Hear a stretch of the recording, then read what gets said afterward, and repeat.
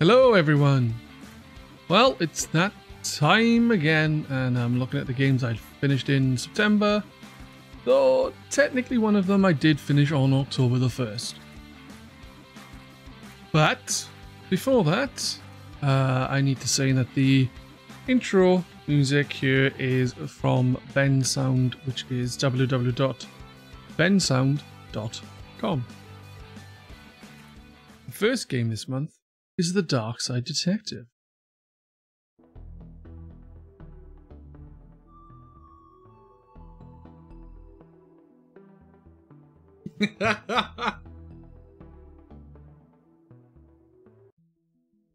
So, in September I started Yakuza 0, and as it's a long game that's pretty involved, I only streamed it when I thought I could stream for around 5 hours. One day I was short in time, but still wanted to stream something. I had a gander online for a short game, and this was one. Luckily, I just happened to have it. Anyway, I decided that as it's meant to be a funny, not too demanding point-and-click game with a supernatural twist, then it'd be worth checking out. Well, as soon as you start the game, you are met with your first film title pun, in the name of the first case, which is Malice in Wonderland. I won't spoil the others, and it's obvious what film, or book really, it's referencing. The comedy's deep into the core of the game, but I haven't really said much about what the game is.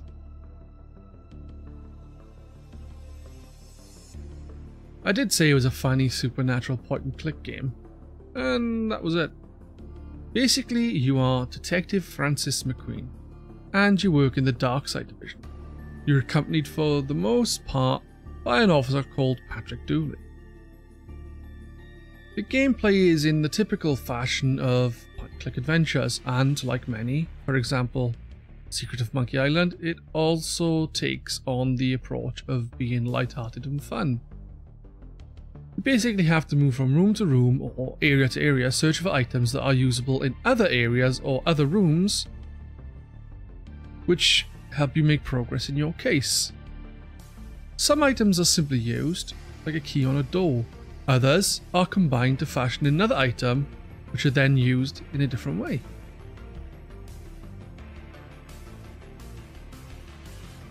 The game is set up as 6 different cases, and each one you select on the menu is set as a case file. The stories are separate and don't really continue on from each other, though people you first meet in one case can appear in another. As I said, you are a detective in the Darkside Division. The cases you solve tend to involve what is known as the dark side. And the dark side is basically a darker version of the normal world, and I don't mean it's pitch black. People in the dark side are similar to a ghost, but they aren't ghosts, and you were told the difference in case 3. And there's odd versions of the people you've met in normal world or light world as the dark world. For example, Dooley is not the same silly Dooley in the dark side, and his last name is slightly different.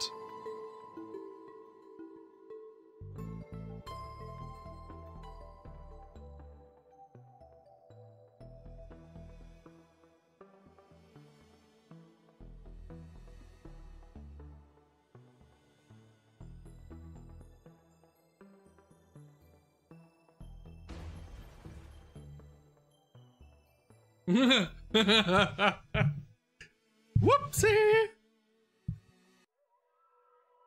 As I previously said, the comedy is deeply rooted into the game. Every screen where you talk to Dooley, he says something daft. The stories are clever while having charm and wit. It's got many nods and references you'll get a kick from for just getting them.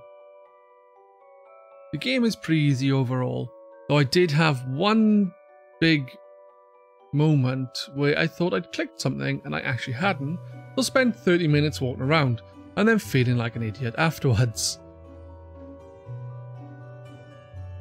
It's a lovely looking game, and for me it's rather different to a lot of the pixel art games that I have personally played. The visuals are lovely and blocky while having a fair bit of detail. but at the same time it lacks a lot of detail, and it somehow just works. Like the people you speak to and McQueen himself, they have eyes, but no other facial features bar maybe some stubble or a beard. There's no mouths or noses. There's also a fair whack of variety to the locales in the game, as it's set in a city which happens to be called Twin Lakes. Sounds familiar, that? Anyway, you have buried buildings, a cemetery, various outlaw side locations, and you get to the dark side versions of a few places too. I would say musically it's a little different to other stuff I've played too. Other games would have music for different levels or different sections, but this has more of a background track that is all about having the right kind of mood. If memory serves, for the first case there's like maybe one track, but it's not really something that will grate, and I think that's because it's so well suited to what's going on. It's there to help with the feeling of unease and intrigue. Again, it just really suits. Honestly, I'd happily recommend this game to anyone who likes a good laugh or simply to play a good game.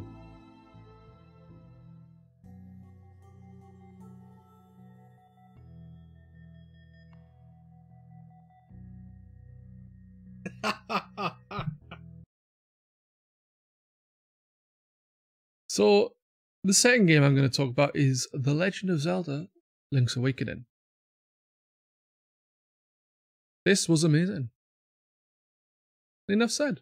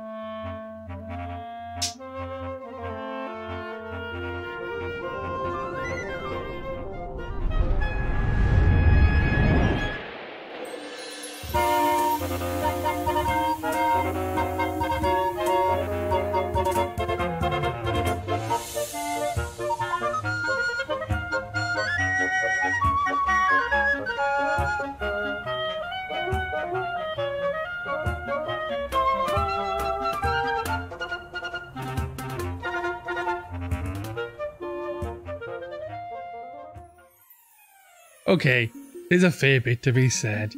For starters, it's the remade version of Link's Awakening on the Nintendo Switch that I played, not the original Game Boy version. Now, that isn't to say I haven't played the original or the colour versions, because I have.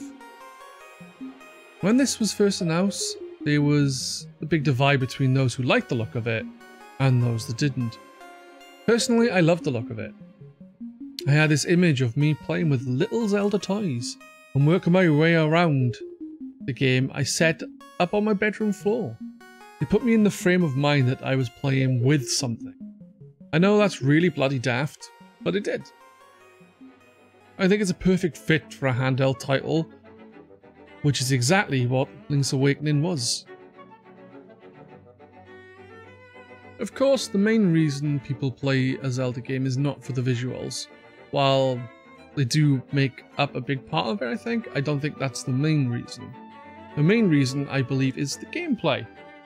And I think Link's Awakening stands true to the Zelda series having great gameplay.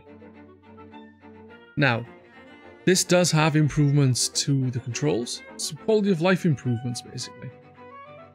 In the Game Boy and the Color version, the shield would need to be equipped, as with the Pedz boots and several other items.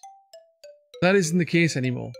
In this, the boots are mapped to their own button, so is the shield, sword and bracelet. It means you haven't got to open and close the inventory as regularly to switch things about, and it makes the game flow much nicer because of it.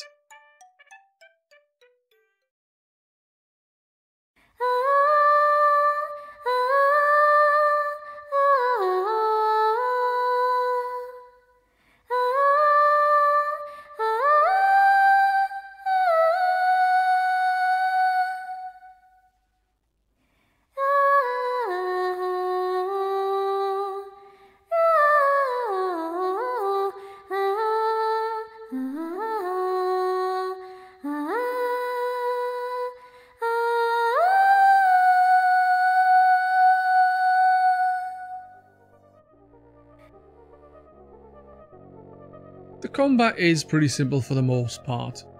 When people attack you with a sword, you put up your shield and then attack. And repeat. Enemies with range, you either use the range item, something to stun them, or you close the gap and you chop them up. The puzzles throughout the game are good and varied. More so for what is essentially a smaller version of a Zelda game, even though it doesn't feel like it is smaller, because of the way you explore and work things out. The game also has some nice little trading quests, which gets you a handy reward at the end. I do believe that this was the first Legend of Zelda game that introduced the trade quest to the series, and has now become a staple of the Zelda series.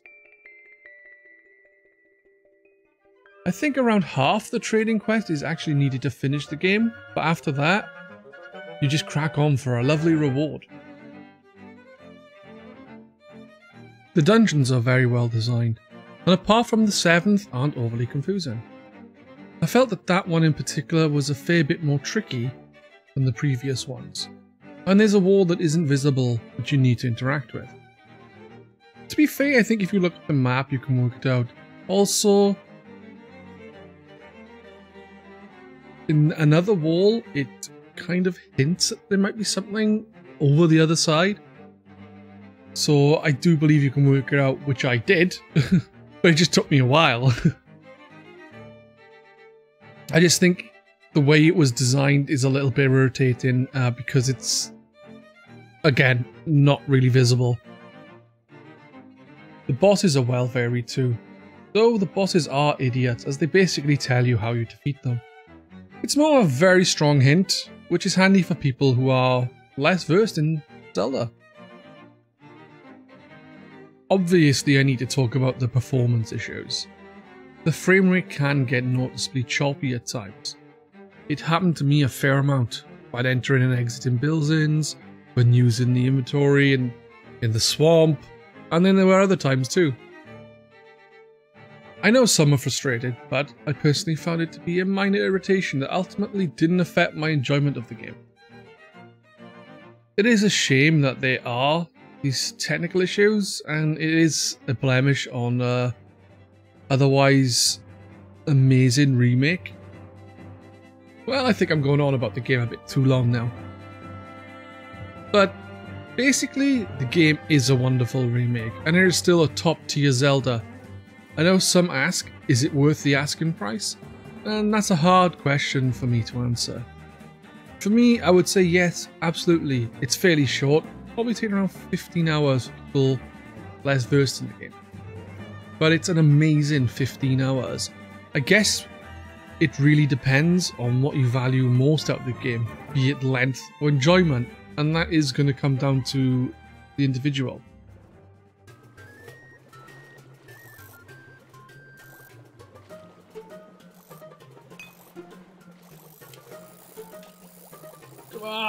Come on, Link.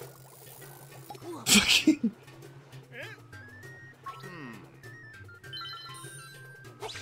These fish really don't like me, man. We have a third game, and this game is Untitled Goose Game.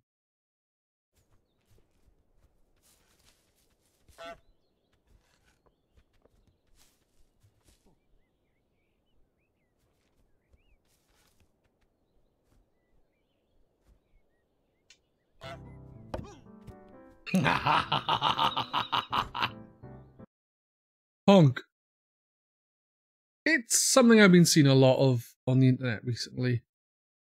It appears that this game has somehow resonated with many. Could it be the goose itself? I would think yes. There's something about this mischievous goose that terrorizes quaint idyllic village that just endears you to it. It's not just the goose though. It's also the terrorizing of the quaint idyllic village that somehow resonates with you too. I guess it's the fact that this little peaceful, happy looking town is so pristine, so perfect, that wandering about causing a little mischief feels, I don't know, right? It tugs at your inner child and says, hey, you want to be a little bit naughty? Well, let's go hide this guy's keys in a bush. It's not something that I think many games do. Well, not many games that I've played personally. You simply get lost in the game, and then you laugh at these silly little things you do that in all regards is just to annoy people, and yet you feel good about it. This game from the moment you start sets a high standard in its visuals. The style itself is just eye candy. It has wonderful vibrant colours and an art direction that is bold with a high detailed environment. But fine details aren't there, like faces on people. It works with this for me as I think it highlights, while there are people you are annoying, the focus is not on those, but the goose, the village, and all the things that are to be interacted with.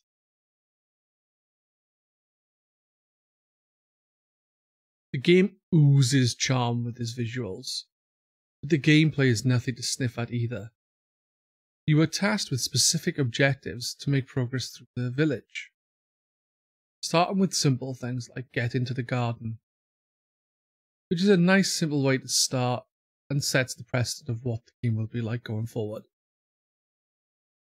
After you get in there, you have things to do like get the groundskeeper wet, steal the groundskeeper's keys, and to make a picnic. This is where you need to get various items from the garden and put them on the picnic blanket. Afterwards, a new objective pops up, and when you do it, it opens the next area.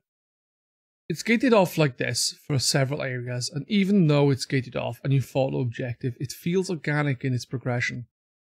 You'll come across several different people with several different objectives, and while you are doing similar things, the way you go about them does get changed up, and it never feels old or repetitive. It's pure, simple fun.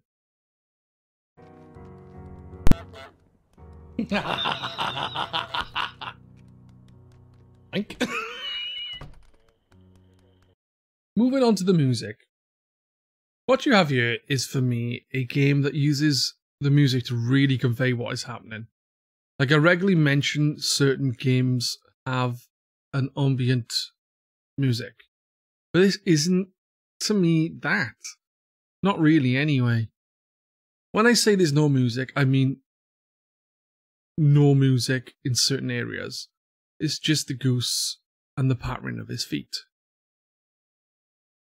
When you are walking about and a person appears on the screen, you have this piano, which is light and bouncy, but in signs that you know you're up to no good.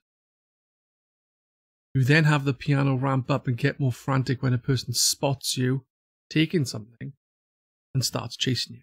And he ramps up and up until you are caught, leave out and go, or get yourself a lucky escape. It's not the only music.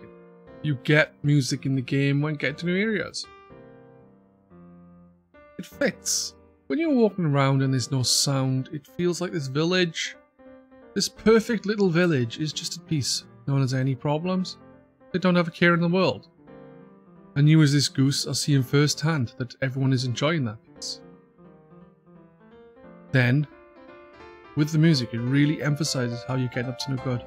How they don't trust this little goose wandering around, knowing it could do something. What? I don't think they know. But geese are known for being pains in the arse. And these townfolk are not sure if this goose is going to just flip out. That isn't what this goose is about though. He has a purpose, a goal. Then you get this bouncy, rapid, seemingly random piano keys playing ever so louder when the people realise that this goose is taking their things.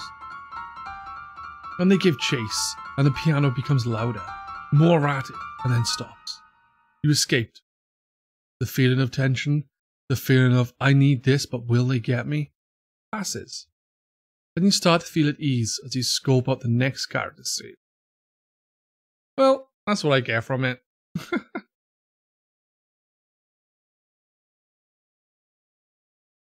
Again, I was asked about the price and longevity and if it's worth it. But again, I had to answer with the same as Link's Awakening. If you value length of the game over the fun, then maybe not. But for me personally, this was worth every penny from the sheer joy it gave me.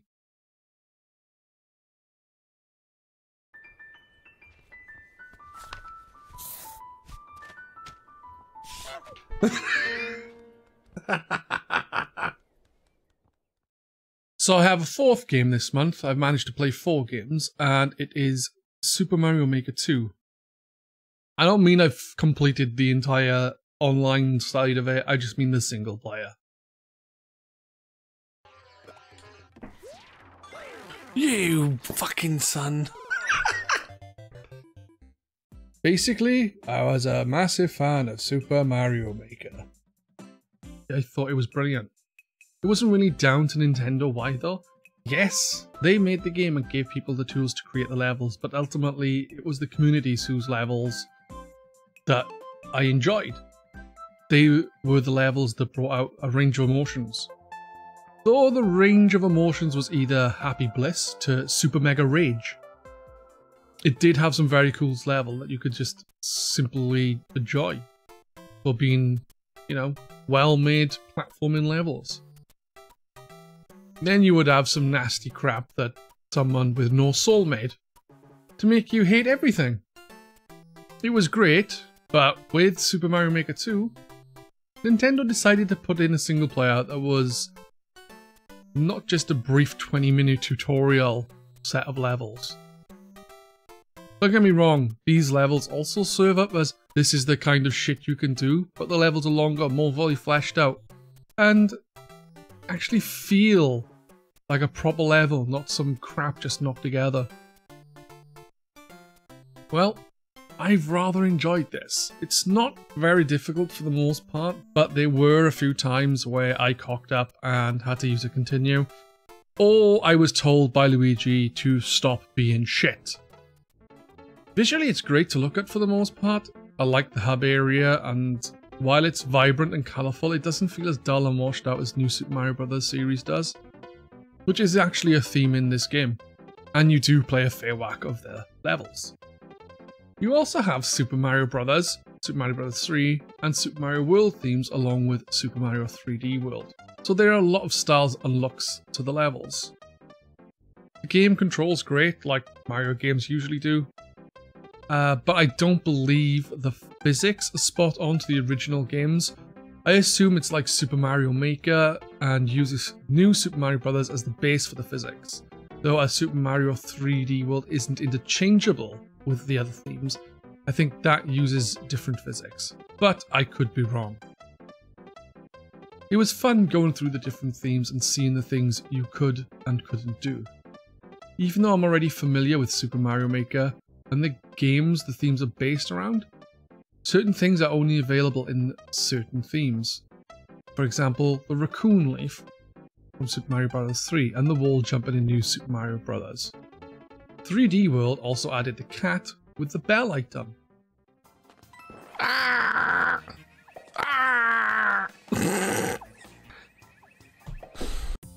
They have added more to this though. In Super Mario Maker, you had the airship, the regular overworld, underground, castle theme, the ghost house, and underwater. Some of those weren't in other games. An example would be the ghost house being in Super Mario Bros. World, but not in Super Mario Bros. 3. But Nintendo made a theme, the ghost house, in those styles. In this, they've added nighttime levels. If you add nighttime, which is the moon, you get night versions of the levels. In this, you have the themes act differently, not only become nighttime. One sees the world flipping upside down, another reduces the gravity, and there's more. It's definitely worth playing through the campaign before delving into online. where you'll get most of your playtime. When it comes to the music, it has the music present that was in the original levels and games. Super Mario Bros. Has the iconic do-do-do-do-do-do music, and new Super Mario Bros. Has the rubbish ba-ba music. Again, they've added new music to the game for the night themes. One theme has ice. So for the Super Mario Overworld, well, it has a very different wintry, kind of almost Christmassy sound to the track that obviously you don't get with the traditional Overworld theme. I think the music is up to the usual high standards of Nintendo. You can also get a few tracks from different games with a certain trigger, which you'll see that trigger in the level maker. But in the campaign, you'll just be jumping about in a low gravity level, and then music from Mario Galaxy will start playing. All the sound effects from the various games are present too. I've not really delved into the online, but I have really enjoyed my time with this. It's something I'd recommend to anyone, as you get some really well made stuff from Nintendo, and you get a diverse range of things from the online. And while there's a lot of trolly crap online, there's also plenty of wonderful levels. It's worth remembering that you can skip the levels that you dislike and just try to have some fun. And don't forget, you can make things yourself. Oh, okay. Fuck. Didn't notice it would do that. My last life. Oh well. Silly me. Anyway, I think that is going to be me wrapping this video up. I hope you enjoyed the wonderful, wonderful games I've talked about. As you can see, I've enjoyed them. I haven't really not enjoyed a game since Sonic Boom, I think. Which is surprising that I've actually enjoyed every game I'm playing. I'm hoping now through October to do Deadly Premonition and Hollow Knight. Yakuza is on the back burner because I started Hollow Knight and Yakuza at the same time. I was just one in the day, one evening, and it turned out that it was just leaving me no time for any other games, if that makes sense. They're just so involved. So my plan is to just crack on with Hollow Knight and Deadly Premonition in the evenings. And then we'll get back to Yakuza 0, but I'm also planning on getting back to another Sonic game because the plan was to do a Sonic game a month, preferably the bad ones, and I may do Sonic Heroes, which I actually didn't mind when I played it back in the day, or I may do Shadow the Hedgehog. I call him Shadow the Badger, I don't know why. Anyway, enough rambling, bye bye. Thank you so much for watching this video, and don't forget to check me out on Twitch TV. Asshole. Ah! Ah! I was trying to heal you, fucker. Ah!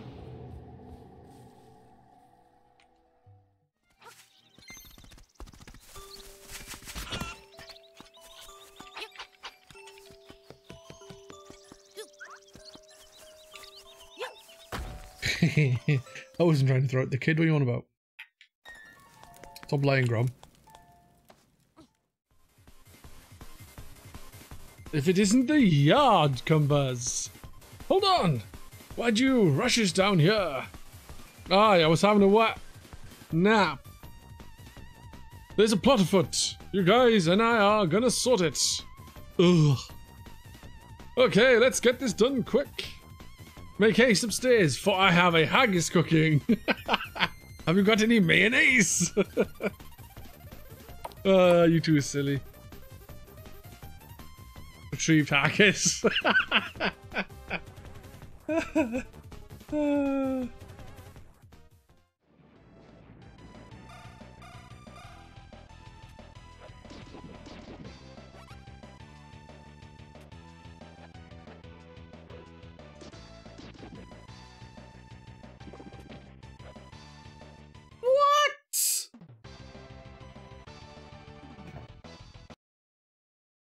I didn't get to be a Megazord. I'm disappointed.